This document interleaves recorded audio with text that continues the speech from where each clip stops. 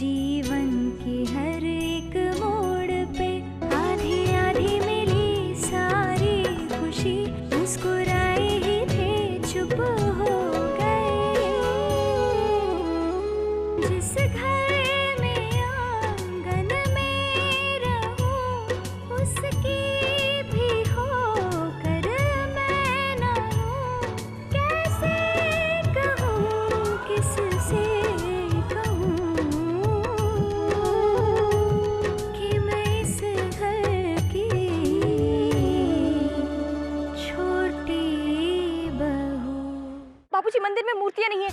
मुझे ज्ञात है मंदिर में मूर्तियां नहीं। वो मूर्तियां मंदिर से स्वयं मैं लेकर गया हूं। क्यों कहा आपने ऐसा? बताइए ना जी, क्या बात है?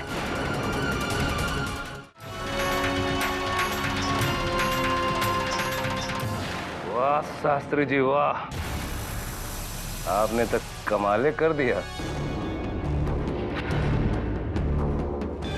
अरे मैया मोरी, क्या बात है शास्त्री जी, वाह इतना महंगा हार लाए है चाची, मत देखिए।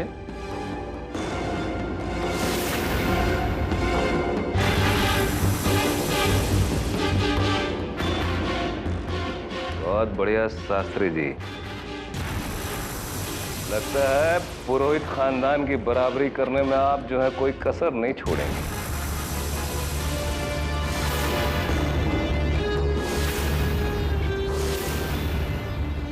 पर बंसी बजिया की कृपा दृष्टि से कितना कोशिश कर लीजिए, पुरोहित खानदान से बराबरी करने में छोटे ही पड़ेंगे आप।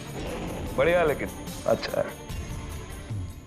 शास्त्री जी, आपने हमारी इतनी पुरानी परंपरा को मान दिया, उसके लिए आभारी हैं हम।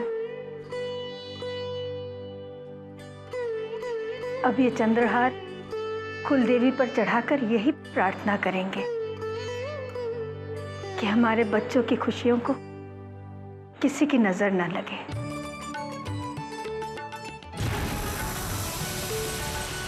और उस दिन का इंतजार करेंगे जब राधिका बेटी हमारी छोटी बहू बनकर हमारे घर में पहला कदम रखेगी।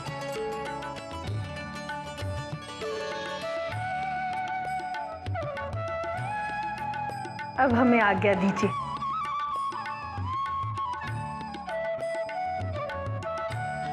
सदा सुखी रहो, भगवान तुम्हारे आंचल में ढेर सारा सुख दे।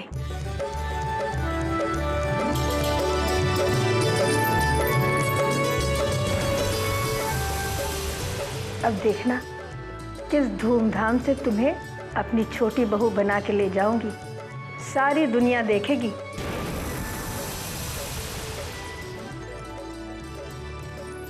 माँ जी, आपकी आज्ञा का पूर्ण रूप से पालन होगा।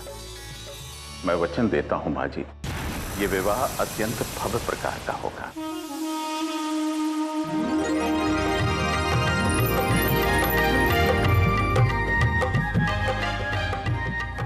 राधे राधे शास्त्री जी।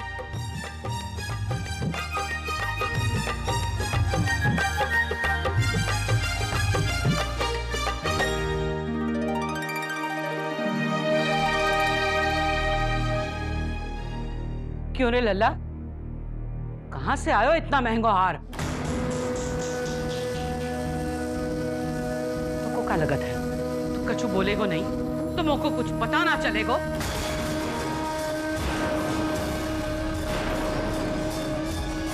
तुमको घर बेचने से मना कर दियो तो तू अपनी पुश्तैनी मूर्ति बेच आयो,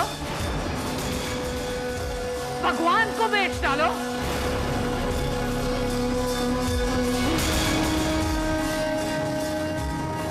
नहीं बेचा है मैंने भगवान को, मैंने वो विक्रय किया है जो मुझे अपने ठाकुर जी से मिला है, उनकी भक्ति से मिला है। अपना पुण्य विक्रय किया है मैंने।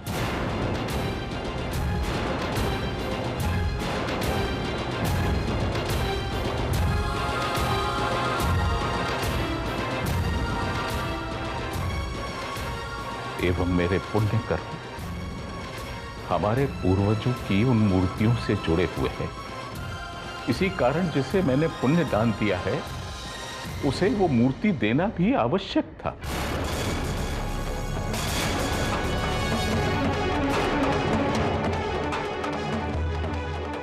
छोटी हरकत को बड़े बड़े शब्दों की चद्दर में ढकने की कोशिश ना कर लल्ला। तूने पाप किया है, पाप।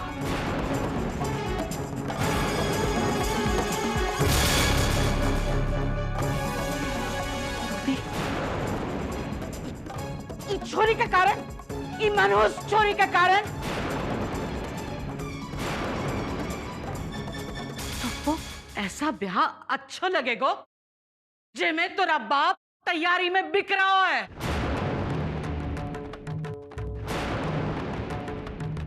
सोच का रही है, बाप को बेचकर ब्याह करेगी।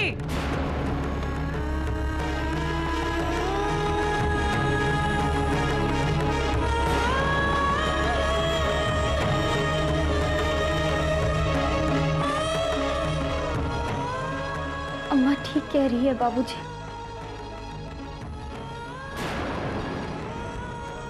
मैं आपको अपने विवाह की चिंता में इस तरह से तड़पते हुए नहीं देख सकती। नहीं करनी है मुझे ऐसी शादी जिसमें आपका सब कुछ लुट रहा हो। नहीं करनी है मुझे ऐसी शादी जिसका खर्चा आपको अपने आप को बेचकर करना पड़े।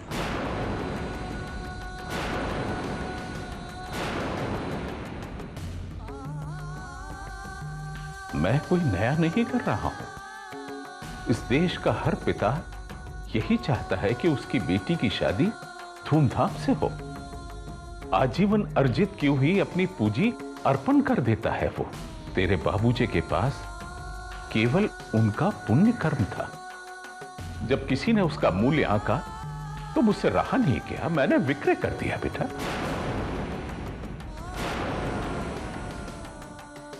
मैं कुछ सुनना नहीं चाहती बाबूजी। मैं शादी नहीं करना चाहती। परंतु मेरी तो हार्दिक इच्छा है ना। इतने बरसों से न चाहते हुए भी मैंने तुझ में और विशाखा में भेदभाव किया है। अब जब प्रभु ने मुझे अवसर दिया है तो मैं नहीं जानती बाबूजी, आप किस भेदभाव की बात कर रहे हैं। मैंने कभी भी अपने आप को पराया महसूस नहीं किया है बाबूजी।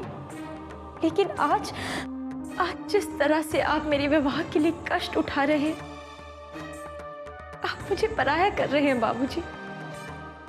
मैं आपको ऐसा नहीं करने दूंगी। मैं केवल अपना कर्म कर रहा हूं बेटा। एक पिता के धर्म और उत्तरदायित्वों का निर्वाह कर रहा हूं। क्या तुम मुझे ये भी नहीं करने दोगी?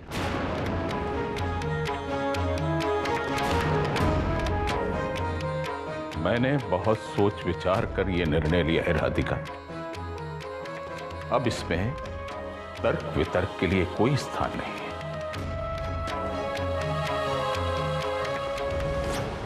आदमी अपने पुण्य के दम पर ही जीतो है।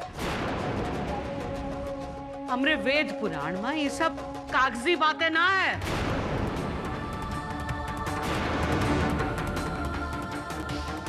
औरिया, अब जब लल्ला ने अपना पुण्य ही बेच दी हो किसी को, तो जाने का होवे को।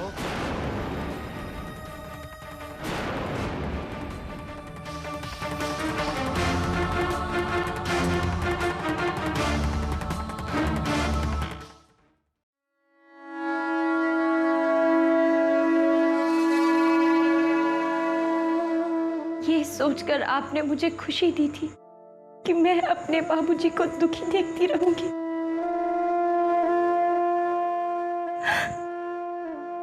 आज मेरे कारण मेरे बाबूजी दुखी हैं। उनके कष्ट की वजह मैं हूं। ठीक कह रही है अम्मा। जिस विवाह की तैयारी में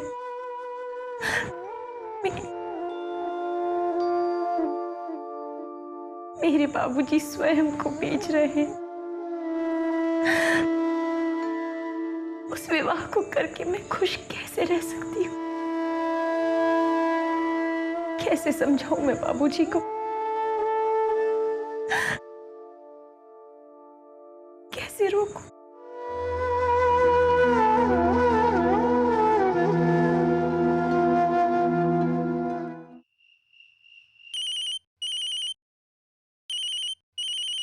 राधिका, कैसी हो? अच्छी हूँ। सिर्फ अच्छी नहीं, तुम बहुत अच्छी हो। तुम जानती हो, मैं अभी उन सारी जगहों की लिस्ट बना रहा था जब हम शादी के बाद जा सकते हैं। और मैं सोच रहा था कि तुम्हें फोन करूं। लो, तुमने ही फोन कर लिया। अच्छा बताओ तो सही, वो चुनरी चढ़ाने की रस्म कैसी रही? सब लोग कितने बजे निकले वहां से? अभी तक तो यहाँ पहुंचे नहीं। बाबूजी का दिल हल्का हो गया होगा ना? एक और रस्म अच्छे से निपट गई। लो, मैं अकेले ही बोलता जा रहा हूं, तुम तो कुछ बोल ही नहीं रही हो।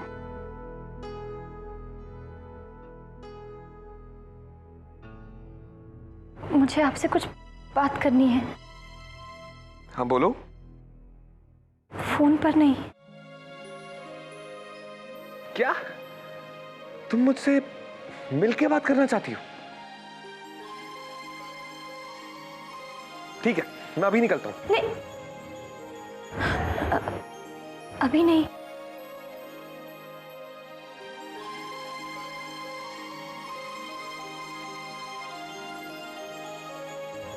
कल सुबह घाट पर। ठीक है, मैं कल सुबह होते ही यहां से निकल जाऊंगा और 2 घंटे में पहुंच भी जाऊंगा। सुनिए, आप ध्यान से आइएगा। वो गाड़ी तेज मत चलाइएगा। ठीक है पापा, अब तो वैसे ही होगा जैसा तुम कहोगी।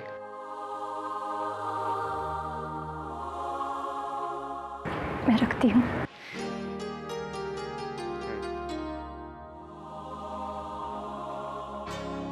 हाँ, अब तो कल सुबह तक का इंतजार बड़ा मुश्किल होने वाला है। पर देव, कल की सुबह बड़ी लकी है, क्योंकि कल सुबह की शुरुआत तुमसे होने वाली है राधिका।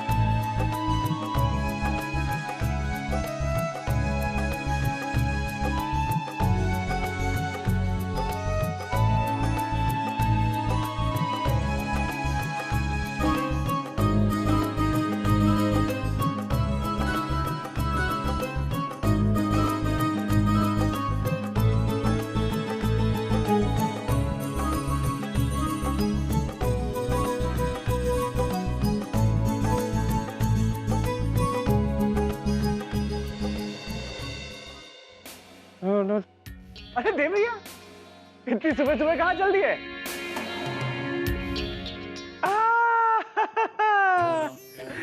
हम भी ना ससुरे बुद्धू के बुद्धू ही रहेंगे।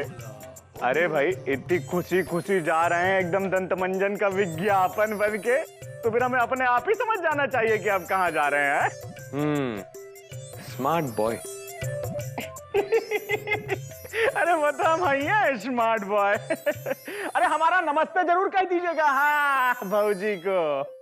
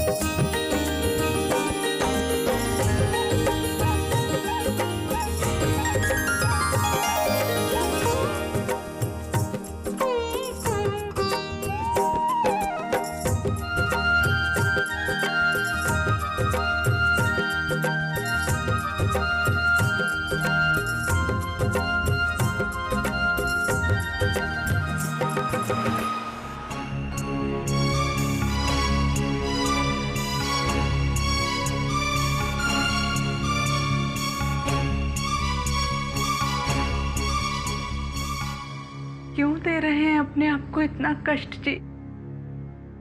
इतने सालों में पहली बार आप मंदिर नहीं जा पा रहे हैं। मैं नहीं जानती जी कि इस शादी में कितना खर्चा हो रहा है, पर मैं इतना जानती हूँ कि आप इस शादी के लिए बहुत बड़ी कीमत चुका रहे हैं जी।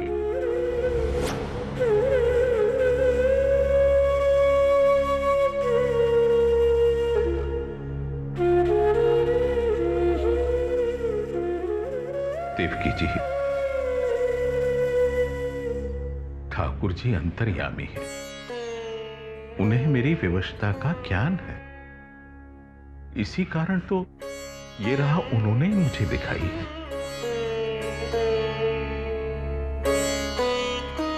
चलता हूं, दक्ष बाबू के यहां जाकर मुझे जाप आरंभ करना है। और अब मेरे कान्हा भी तो वही है।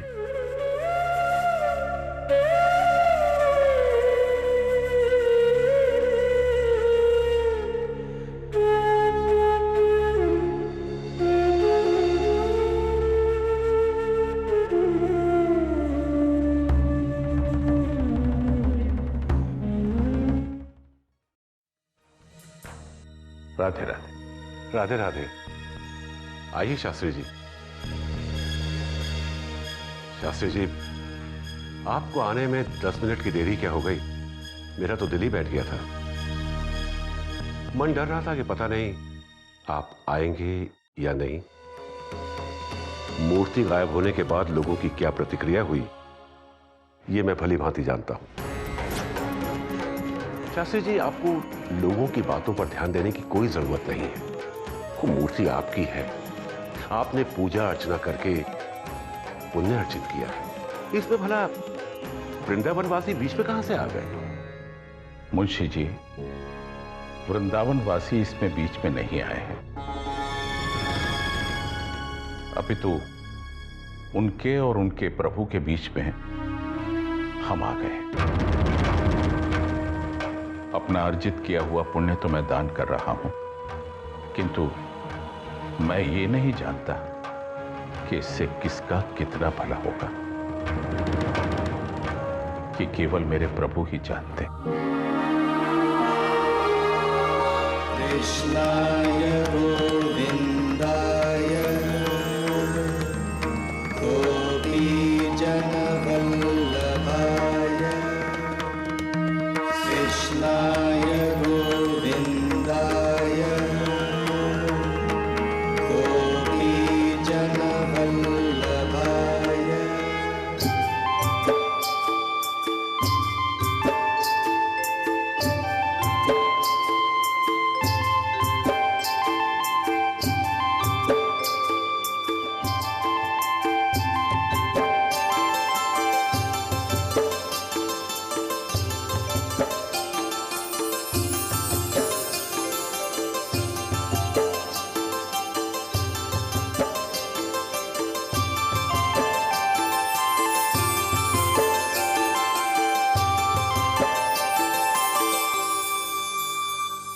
तुमने मुझे यहाँ मिलने के लिए बुलाकर इतनी बड़ी खुशी दी है कि मैं बता नहीं सकता। ये फूल जरा घबराए हुए, तुम्हारे जितने सुंदर नहीं है, इसलिए।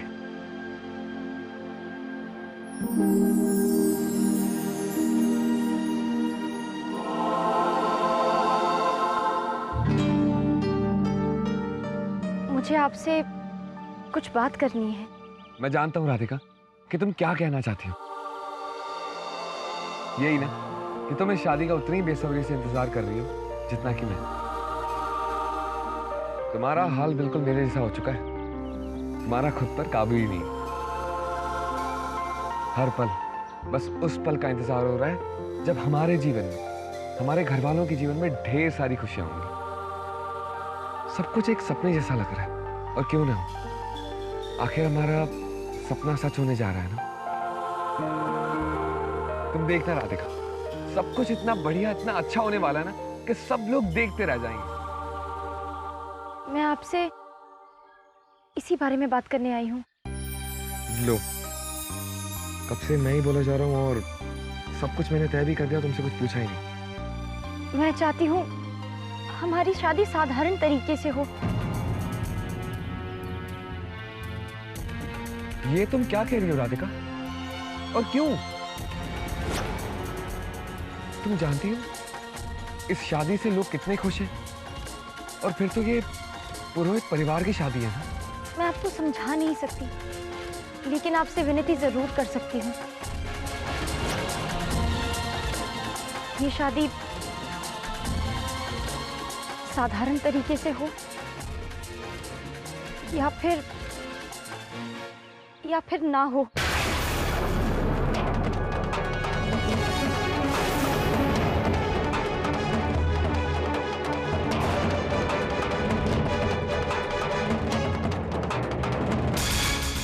नहीं राधिका, मैंने तुम्हारी हर बात मानी है, तुम्हारे हर जिद के सामने मैंने सिर झुकाया, और तुम्हारी ये बात मैं नहीं मानूंगा, क्योंकि मैं जानता हूं तुम ये सब किस लिए कर रही हो।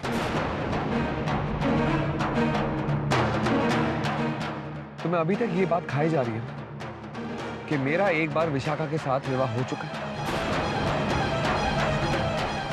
और वो विशाखा जो तुम्हारी बहन है, जिसे ढूंढने के लिए तुम मुंबई तक चली गई। तुम्हें सिर्फ तुम्हारी उस बहन की खुशी की पड़ी है, जिसे तुम्हारी इतनी सी भी फिक्र नहीं। पर राधिका, मेरी खुशी, मेरे घर वालों की खुशी, तुम्हारे घर वालों की खुशी क्या तुम्हारे लिए कोई मायने नहीं रखती? एक बार राधिका, सिर्फ एक बार अपनी खुशी के बारे में सोच कर देखो।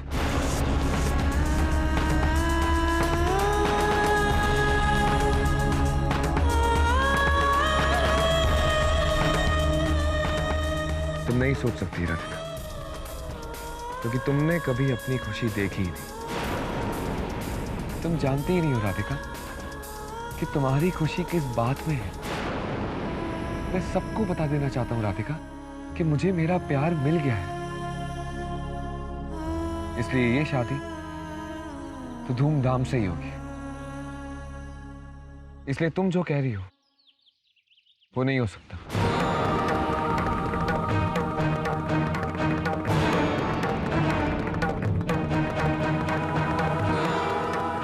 मैं जो आपको समझा नहीं पा रही हूँ, आप खुद क्यों नहीं समझ रहे हैं उसे? मुझे बार बार क्यों समझाना पड़ रहा है राधिका? तुम खुद क्यों नहीं समझ रही हो मेरी बात? इतना प्यार दिया, इतना ख्याल रखा, पर जब मुझे आपसे सबसे ज्यादा उम्मीद थी, तभी आप मुझे छोड़ के जा रहे हैं। कितनी उम्मीदें लेकर मैं यहाँ आया था कि तुमसे प्यार की 4 बातें हो सकेंगी, पर तुमने ये सब बातें करके मेरा दिल दुखाया है राधिका।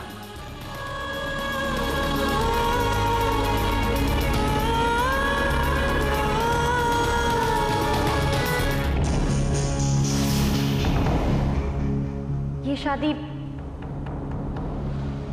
साधारण तरीके से हो या फिर ना हो।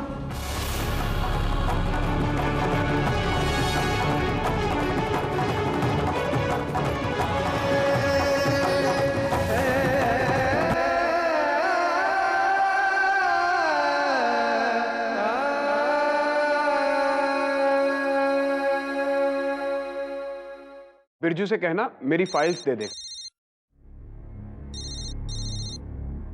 देव, हेलो भैया। देव कहाँ है तू? बिरजू ने मुझे बताया कि तू सुबह सुबह ही घर से चला गया है। भैया मैं वृंदावन आया हूँ। राधिका से मिलने? हाँ।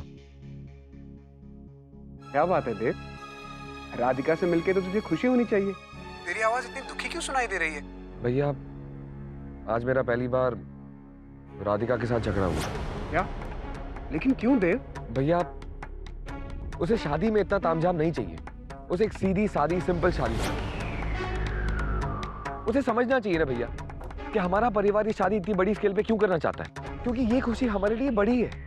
दादी माँ बहुत खुश है, उनकी छोटी बहू घर पर आ रही है। माँ खुश है, आप खुश हो, मेरे सपने साकार हो रहे हैं, तो भैया उसे भी खुश होना चाहिए ना। पर नहीं, वो खुश नहीं। तू परेशान मत हो। जब दो प्यार करने वालों के बीच में तनातनी होती है तो उसे नोक झोंक कहते हैं, झगड़ा नहीं। और पगले, इस नोक झोंक से तो प्यार बढ़ता है, प्यार का रंग गहरा होता है। तू राधिका से प्यार करता है ना? ऑफ कोर्स भैया। तो फिर इस वक्त तू मुझसे क्यों बात कर रहा है? तुझे तो इस वक्त राधिका के पास होना चाहिए। पर भैया उसका और मेरा तो झगड़ा हुआ है ना, मतलब नोकझोंक हुई है। देव, तुम दोनों मेरे राधा कृष्ण हो। जब राधा जी रूठ जाती थी तो कृष्ण उन्हें मनाया करते थे या खुद रूठ जाया करते थे? ठीक है भैया, बाय भैया।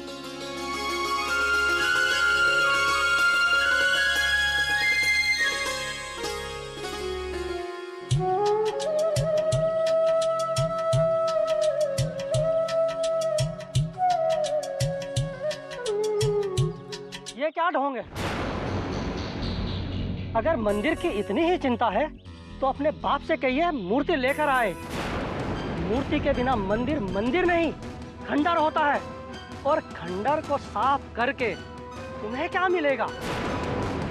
छोड़िए सुनील बाबू, इन पर कुछ नहीं फर्क पड़ेगा, ये पहले से ढोंगी हैं। वैसे भी भगवान यहाँ से जा चुके हैं। चलिए चलो।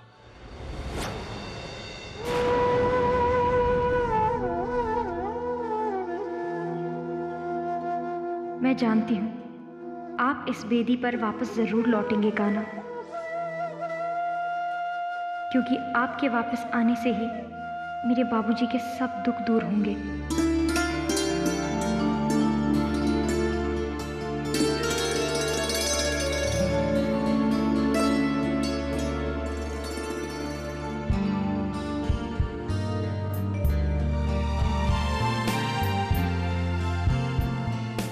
राधिका,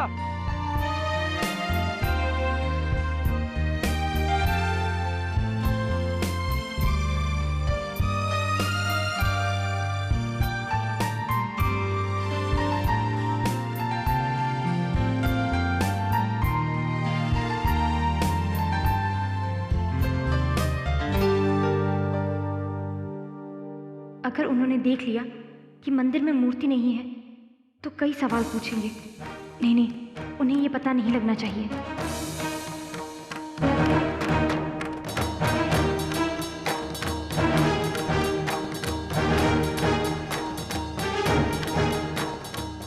राधिका, राधिका,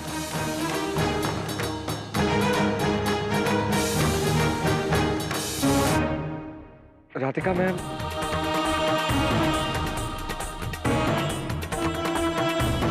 मेरी तरफ देखोगी भी नहीं।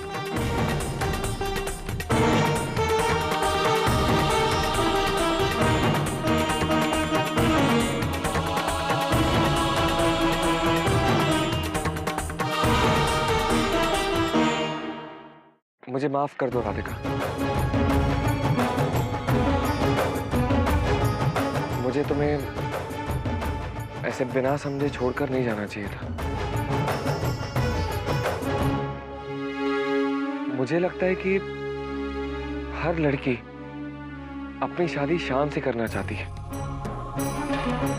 पर तुम ऐसा नहीं चाहती है। इसके पीछे तुम्हारी कोई वजह भी रही होगी ना, वो मैं जानना चाहता हूं। मुझे बताओ क्या वजह है?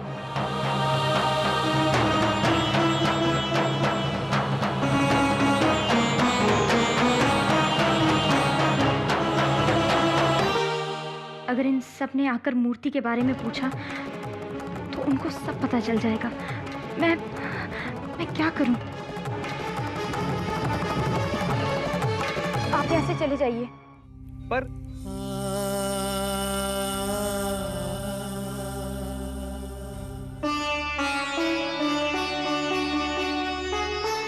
राधे राधे काकी। राधे राधे। एक फूलों की टोकरी दीजिए ना। भी देखिए। क्या दिखाऊं साहब? चूड़ियां। कौन से रंग की?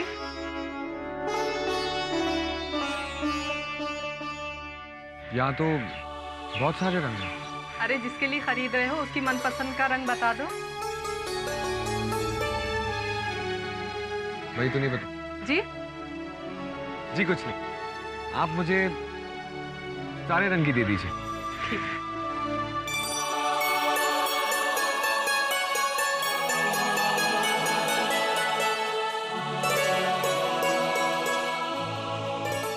मैं ये तुम्हारे लिए चूड़ियां लाया है।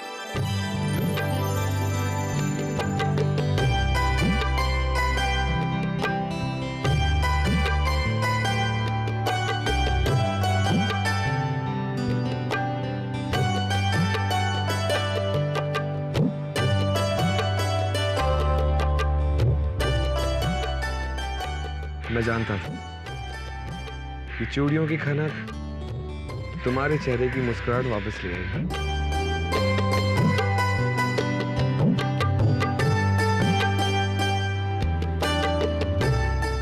ये लो चूड़ियां।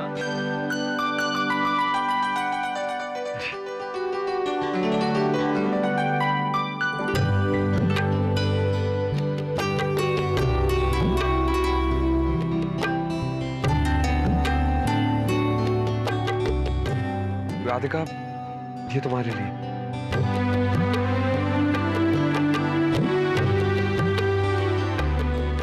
अब क्या करूं? मुझे तो ठीक से मनाने भी नहीं आता। तुम कभी रूठी नहीं हो मुझसे। तुम पहली बार रूठी हो और मैं तुम्हें पहली बार मना रहा हूं।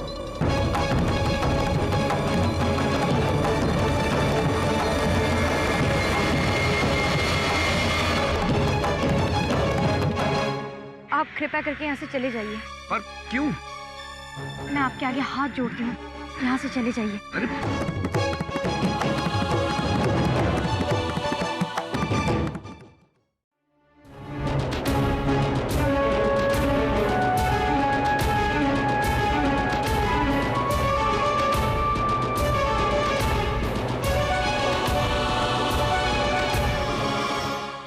देव, कहाँ था रे सुबह से? दादी माँ, मैं वृंदावन गया। लो, यहाँ पर सबको दिल्ली से वृंदावन बहुत दूर लगता है और तू है कि बात बात पे वहां पहुंच जाता है। भाई कहना पड़ेगा, बड़ी ताकत दी है तेरे प्यार ने तुझे।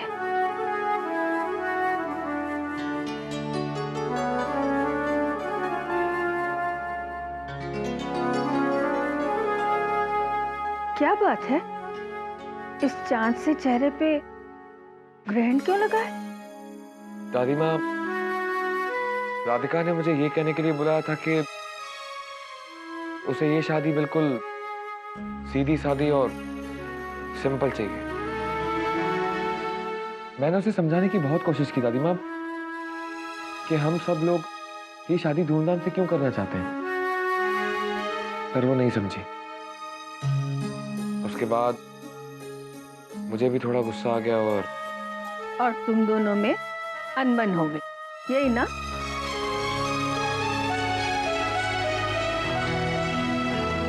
मुझे समझ में नहीं आ रहा दादी माँ कि राधिका ऐसा क्यों कर रही है।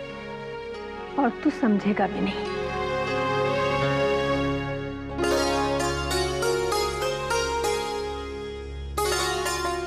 क्यों दादी माँ? बेटा, औरत को बहुत सारे रिश्ते निभाने होते हैं। बहन के, बेटी के, माँ के, प्रेमिका के, पत्नी के। और जब भी दो रिश्ते आपस में टकराते हैं ना, तो जीत उसी की होती है जो सबसे पुराना हो। दादी माँ, मैं अब भी कुछ समझा नहीं। कल जब हम वृंदावन गए थे ना, तो मैंने शास्त्री जी के चेहरे पे तनाव सा देखा, एक मजबूरी देखी। वो चाह तो रहे हैं कि ये शादी बहुत ही धूमधाम से हो, लेकिन मुझे लगता है इसका इंतजाम कर पाना उनके लिए बहुत भारी होगा। तुझसे सीधी सादी शादी के लिए विनती करने वाली तेरी प्रेमिका राधिका नहीं थी, शास्त्री जी की बेटी राधिका थी। पर दादी माँ, राधिका ने मुझसे ऐसा क्यों नहीं कहा? बेटा, वो ये कहकर अपने पिता का अपमान नहीं करना चाहती थी। उसने तुझसे विनती की ये सोचकर कि बिना बताए तू बात समझ जाएगा। और मैंने तो समझने के बजाय उस पे नाराज होकर वापस आ गया। वो दादी माँ, मैंने क्या कर दिया?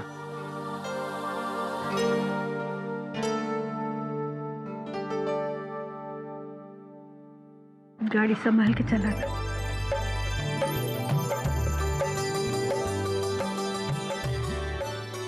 Bye bye.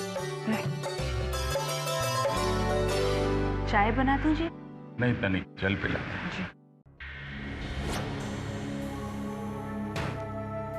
उनको कछु बोले का ना है। ने आप ही सुन लियो ला, सगरे लोग का कह रहे हैं। देखियो, जल्दी सगरा वृंदावन कन्नी काट देगो, तब रहियो अकेले बियड़ माँ। राधिका कहाँ है? जी वो अपने कमरे में है, कुछ सिलाई कढ़ाई का काम कर रही है। भोजन लगा दूं? नहीं, भूख नहीं, मैं देखता हूं। फिर आ गयो या कोई 100 बात सुनाने के वास्ते।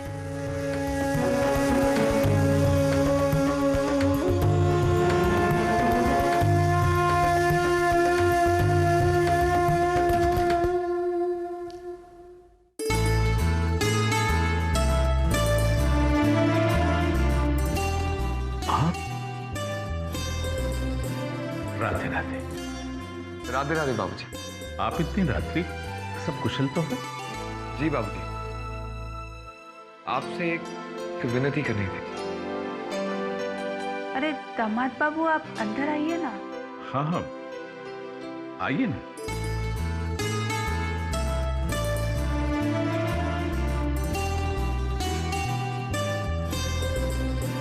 बैठिए।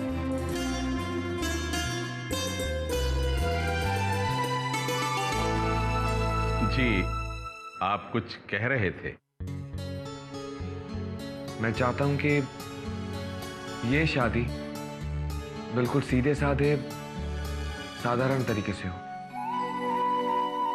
कोई तामझाम नहीं, कोई भी खर्चा नहीं।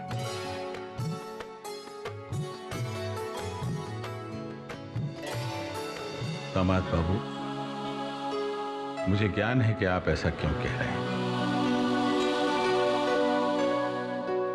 कितना सौभाग्यशाली हूं मैं कि मुझे आप जैसा दामाद मिल रहा है। मेरी भी कुछ अभिलाषाएं, आकांक्षाएं हैं इस विवाह को लेकर। आप क्यों मुझे अपने स्वप्न से वंचित करना चाहते हैं? पर बाबूजी, मेरी बात मानिए दामाद बाबू, मैं कोई व्यर्थ का व्यय नहीं करूंगा। इस विवाह समारोह को उच्च स्तर का बनाने के लिए जितनी अपेक्षाएं हैं, जितना आवश्यक है, उतना ही धन व्यय करूंगा। आप चिंता ना करें।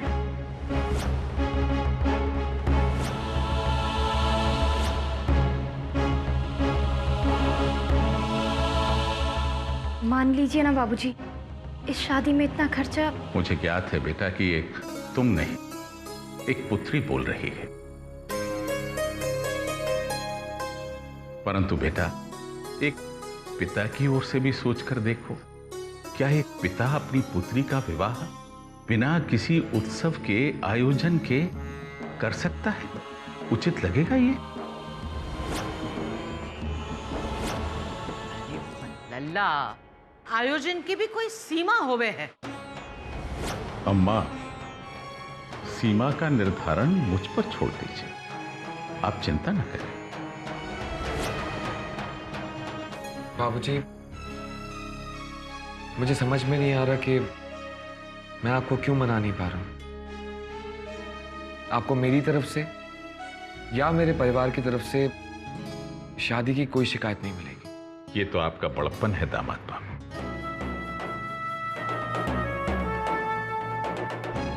अच्छा बाबूजी, मैं चलता हूँ। अरे ऐसे कैसे, भोजन करके जाइए ना। देवकी जी तनिक। नहीं बाबूजी, रहने दीजिए, फिर देर हो जाएगी और दादी माँ चिंता करेगी। बाबूजी, मैं ये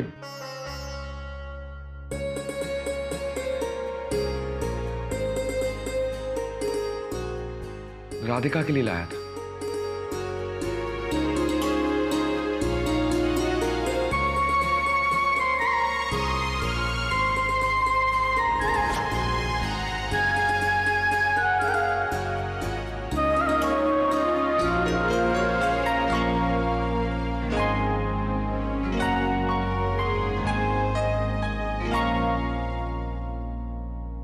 काहे कर रहे हो इतना सारा प्रपंच? अरे ठाकुर जी ने द्वार पर उपाय भेजो तो, पर नहीं, उको भी लौटाए दियो। बाबूजी, उनकी बात मान लीजिए ना, मूर्तियां वापस मंदिर में स्थापित कर दीजिए। बेटा, मैं संकल्प ले चुका हूं और उससे पीछे हटना मेरी नीति नहीं।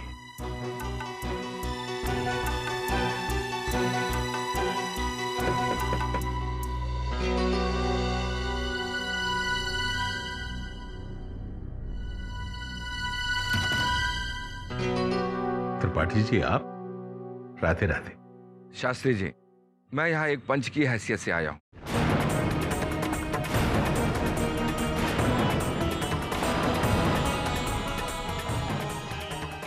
पंच जी, कहिए। शास्त्री जी, आपने मंदिर से मूर्ति को हटा के लोगों की धार्मिक भावनाओं को ठेस पहुंचाया है।